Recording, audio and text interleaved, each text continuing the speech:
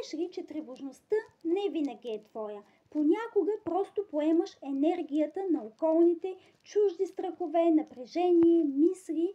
Тялото ти го усеща първо в стомаха, в гърдите и в слънчевият сплит. Това е центърът, който отговаря за личната ти сила. И когато тази чакра се претовари, се появява тревожност. Не защото нещо не е наред с теб, а защото имаш твърде много енергия, която няма на къде да отиде. Опитай това упражнение. Сложи дланите си върху стомаха и си представи, че дишаш през тях. Вдишваш светлина, издишваш тревожност.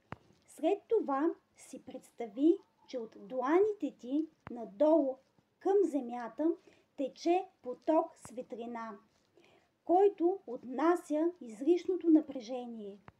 Остани така около 1 минута, 2 минути и позволи на енергията да се успокои. Това е много прост, но мощен начин да върнеш баланса в себе си.